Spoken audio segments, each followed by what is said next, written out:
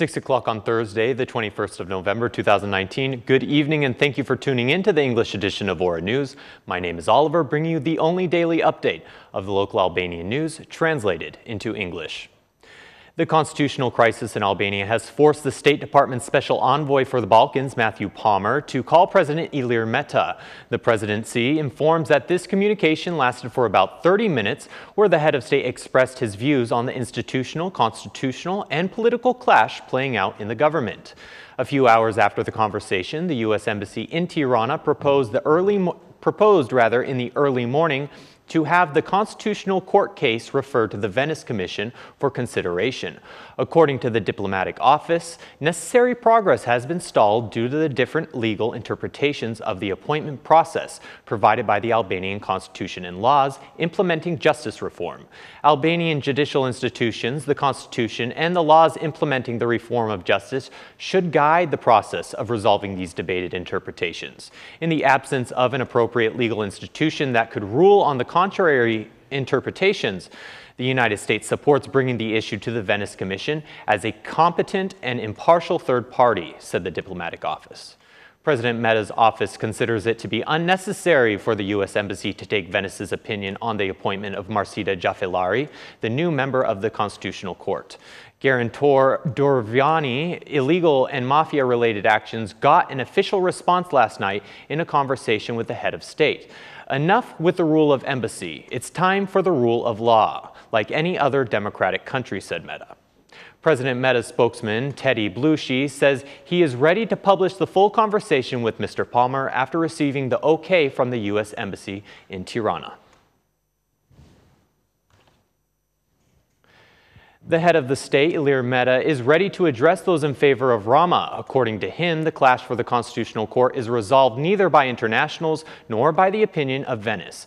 After consulting with former presidents and representatives of the new judiciary, Meta sees the referendum as the only alternative to resolving the crisis that has included the judiciary, politics, and the internationals. There is only one solution for Edi Rama and some Harlequin internationals, most of them with integrity: the referendum, he said. They can go out with Edi Rama, but I will go out with all the Albanians who have to take over the sovereignty of the country, because tomorrow is the day when the Albanian people vote for the Constitution. So get your hands off the Constitutional Court, said Meta. The head of state also considers the dismissal of Besnik Muci as part of the political process, stating, "I stand with my spokesperson, Teddy Belushi's statement. There was zero surprise from the party's vetting. He declared himself just a few days ago by the Deputy Prime Minister for Besnik Muci, and I confirmed that he had political pressure put on him on the first day that he took duty so as to include him in part of the coup to refrain Mrs. Marcida Jafellari from exercising her duties as a member of the Constitutional Court." Ilir Meta directly accused former Interior Minister Fatmir Jafai of pressuring the member of the Constitutional Court. Despite the president's accusations of internationals helping Prime Minister Edi Rama seize the justice system, when it comes to the U.S., Ilir Meta puts his hand to his heart.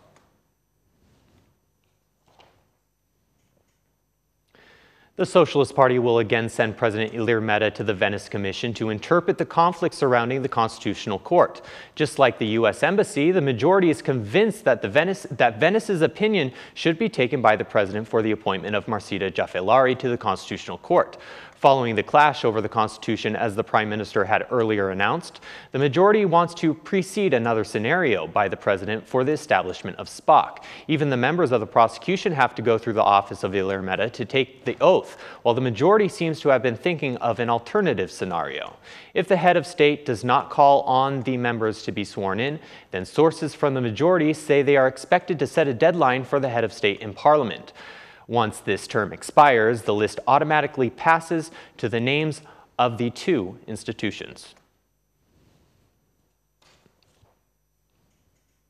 Next up tonight, the Constitutional Court takes another blow. The appeal chamber announced today the decision on the reassessment of Besnik Muci while he was a prosecutor in the serious crimes prosecution. According to this ruling, Besnik Muci has been dismissed from his duties as a prosecutor and expelled from the justice system. But such a decision is considered null and void by Muci, who says that once he took his oath as a member of the Constitutional Court, the decision is no longer valid. The IQC's decision confirming Muci to duty was appealed by the public commissioner commissioner. According to the commissioner, the subject has not accurately declared his property, nor did he fully justify it. There are inconsistencies in the comparison between the 2006 statement and his current vetting statement, and there is insufficient documentation for the loans he has previously received. Meanwhile, Mucci himself asked for the confirmation of duty, calling the public commissioner's findings inaccurate. In a previous hearing, he presented to the appeal chamber the balance sheet of a Turkish company which has links to one of its borrowers, but it was not accepted as evidence by the college.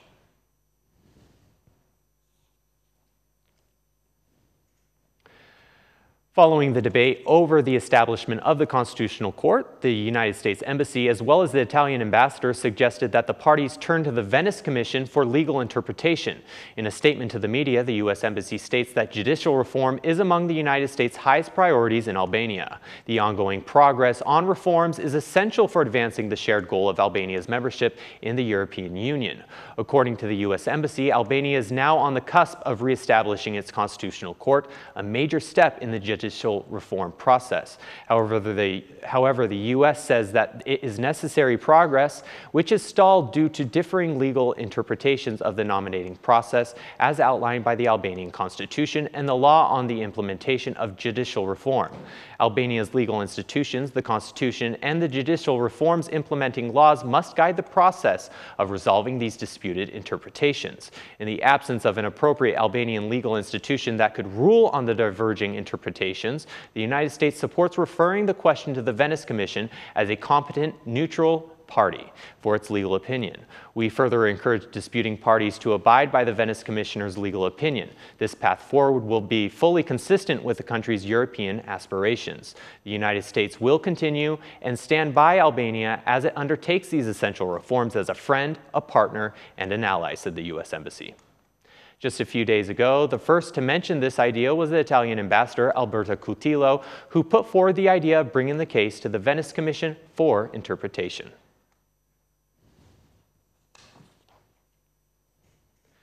The European People's Party Congress urges the authorities in Albania to resolve the political crisis and hold free and fair elections. The EPP considers Albania entrenched in a deep political mire, even urging the ruling party and opposition to make every effort possible to overcome their differences. 10 points of this resolution state that the consensual adoption of political parties of an electoral reform in line with the OSCE ODIHR recommendations can pave the way for free and fair elections, constituting an important condition for the country's future and integration into the European Union. This is also an urgent need for Albania to ensure the proper functioning of the Constitutional and Supreme Courts. This said, the Constitutional Court is expected to make a swift and final decision on the legitimacy of the June 30th local elections. According to the European People's Party, vote buying and the involvement of organized crime in elections is unacceptable for European standards and requires tangible and timely results of the investigation into those responsible. This includes politicians, state officials, and criminal groups who were involved in election fraud and other electoral crimes during the past election.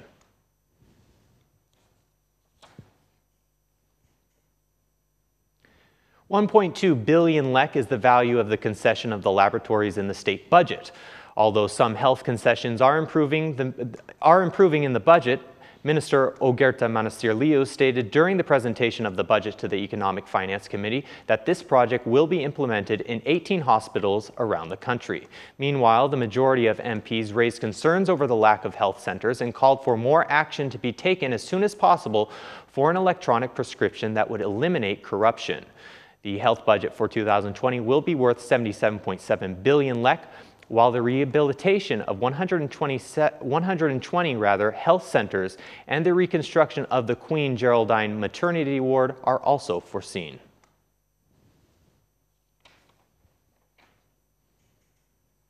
And finally tonight, the National Food Authority says there will be zero tolerance to all businesses that violate food security, especially during the end of the holidays.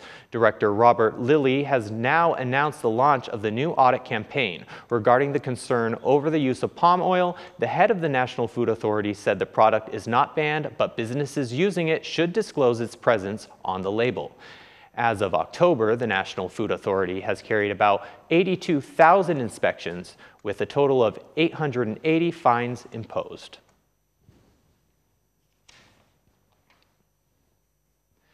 And that's the news across the country today. Thank you so much for watching our English edition this evening, and be sure to join us again every Monday to Saturday at 6 p.m. for the latest news from Albania. Once again, on behalf of Ora News, thank you and have a good night.